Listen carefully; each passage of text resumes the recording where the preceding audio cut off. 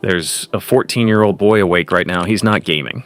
He's not texting anyone. He's standing in front of his bathroom mirror at 3 in the morning, measuring the angle of his own jaw with a ruler. Then he opens an app. He uploads a photo of his own face, and he waits for a group of strangers to score it.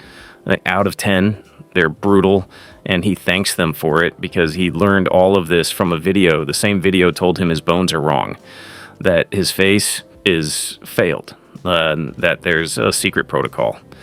And if he just follows it hard enough, he can finally become someone the world respects. He believes it completely, and tonight he is one of millions. Over the last 2 years, something quietly hijacked an entire generation of boys. It didn't come with a uniform or a building or a leader you could point to. It came through the algorithm, one video at a time. While the rest of us were scrolling past, it was busy rewiring how millions of kids see their own faces in the mirror. Yeah, they call it self-improvement. They call it looksmaxxing. They sell it as a glow-up. But strip away the branding, and what you're actually looking at has every single ingredient of a cult. A promise of transformation, a hidden enemy, a sacred set of rules, a private language outsiders can't understand, a charismatic voice telling you that, everyone who doubts you is the problem, and a door that only opens in, never out. Now, this isn't a video making fun of these kids. By the end, you're going to feel the opposite. This is a video about how they got caught, because once you see the machine, you can't unsee it, and you'll understand why it's working so terrifyingly well, and why it could happen to almost any kid you know. It always starts the same way, not with hate, with pain. A boy feels invisible. Maybe he got rejected. Maybe he just feels like he's losing some race everyone else seems to be winning. He's lonely in the specific silent way that teenage boys are taught never to talk about, because the second they do, they get told to man up. So he does the only thing left. He picks up his phone and he asks the internet why he feels this way. And the internet has an answer ready. A confident, addictive, dangerously simple answer. It's not your fault, it's your face, and we can fix it. That's the hook. That's the whole trap, right there. Because it takes a vague, overwhelming feeling, I feel worthless, and hands the kid a concrete enemy he can finally fight. His jawline, his body fat, his posture, his hairline. Suddenly, there's a mission. There's a checklist. There's hope. And for a few weeks, it feels amazing. The workouts, the skincare, the discipline, some of it genuinely helps. That's the cruel part. The door is painted with real self-improvement. Eat better, train, sleep, stand up straight. Who on earth is going to argue with that? But that door doesn't lead where the kid thinks it does. And before I show you where it actually leads, because this is the part that genuinely unsettled me when I started digging, do me one quick favor.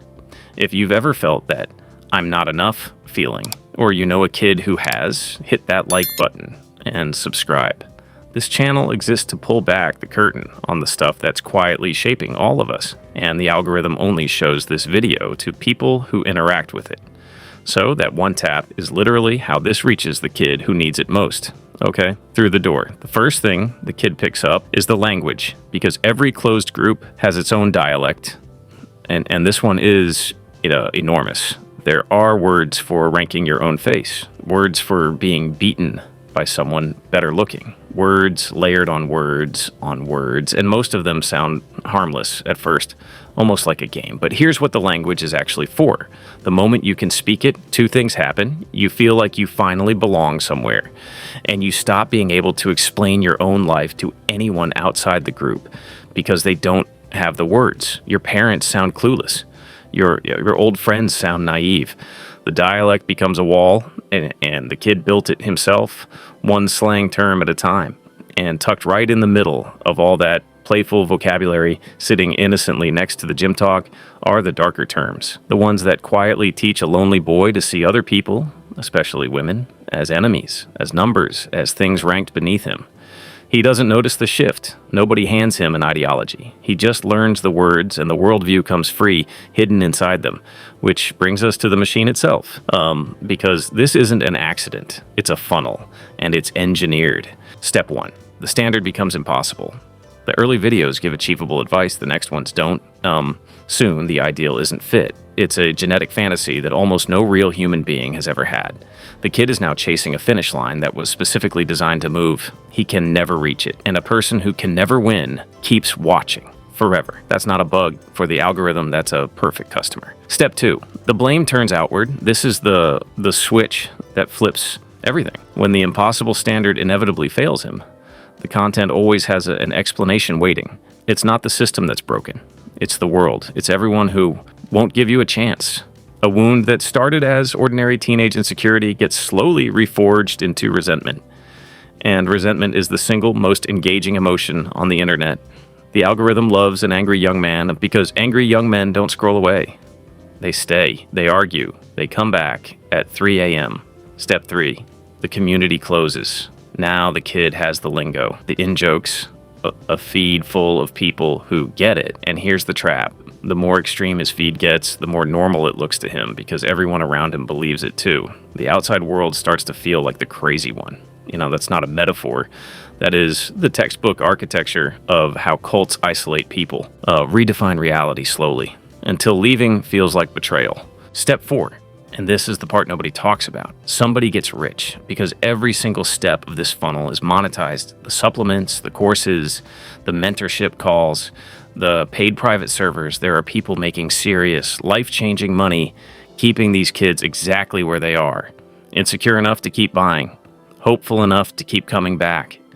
For them, the despair isn't a side effect of the business. The despair is the business, and researchers and journalists who've studied this have raised the alarm loudly, warning that what's marketed as harmless self-improvement is functioning as a recruitment pipeline, pulling impressionable young men toward genuinely toxic, hateful ideology. That's not a moral panic. That's the documented design. But you might be wondering, why doesn't the kid just stop? He's smart. He can see it's not working. Why can't he walk away? And the answer is the most disturbing part of all. Because his brain is being run through 3 of the oldest psychological traps we know of. The first is intermittent reward, the exact same mechanism that makes slot machines impossible to quit. Most days, the advice does nothing, but every so often he gets a compliment, a good rating, a tiny win, and that random little hit keeps him pulling the lever. The second is sunk cost. He's now poured months, money, and his entire identity into this. Admitting it was a lie wouldn't just be disappointing. It would feel like grieving himself. And the third is identity fusion. At some point, this stopped being something he does and became who he is, so you can't argue him out of it with facts. To him, attacking the belief feels exactly like attacking him. That's why just stop looking at your phone never works. He's not watching the content anymore. The content is watching from inside his head. So let's talk about what it actually costs. Not in theory, in real kids. It costs them their reflection. Boys are now developing the kind of obsessive body image distress we used to wrongly assume only happened to girls. Checking, measuring, photographing themselves from angles, hating what they see. Convinced a fix is always one more step away. The mirror stops being glass and becomes a courtroom he loses, and every single day it costs them their relationships. A worldview built on resentment doesn't make you magnetic. It makes you suspicious, bitter, braced for rejection before anyone's even spoken to you, which tragically tends to create the exact loneliness it promised to cure. The cure becomes the disease, and the disease sells the cure, round and round, and it costs them their actual self. Because somewhere in all of this, a kid who just wanted to feel okay gets quietly convinced that his real personality, his real humor, his real kindness, none of it counts. Only the metrics count.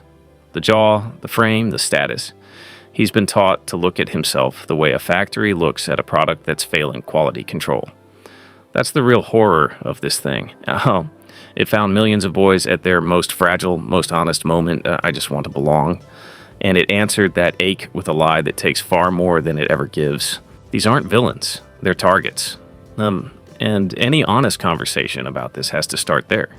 So if you're a parent, an older sibling, a friend, here's what to actually watch for, because it's quieter than you'd expect. It's not anger you'll notice first, it's withdrawal, new words you don't recognize, obsessive checking of his own face in any reflective surface, a sudden, sour cynicism about other people that wasn't there before, and most of all, a kid who used to be soft, going hard and cold to protect a wound he won't name. If you see that, don't lead with a lecture.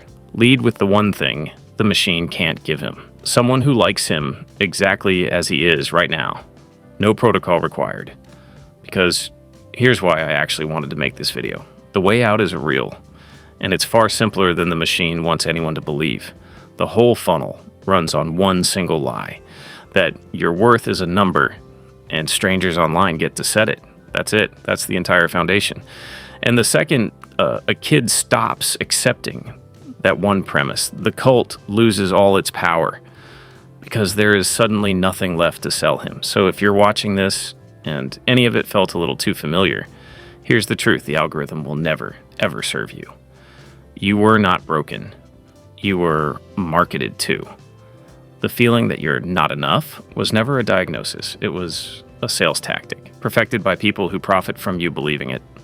And the people who actually love you, the real ones offline, were never running the numbers on your jawline. They never even noticed it. They were too busy being glad you exist. Real confidence was never downstream of your bone structure. It's downstream of doing things, building something, being decent to people, touching grass that isn't a metaphor, having a life so full and so loud that some stranger's ranking system fades into background noise you forget to even check.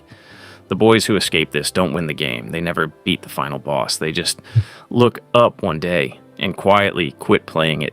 And the strangest thing happens. The world they were promised they had to fight for was just waiting for them the whole time.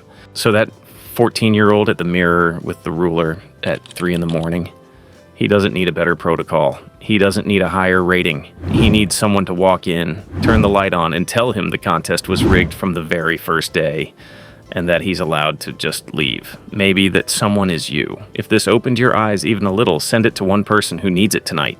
Subscribe so the next breakdown finds you, and I'll see you in the next one.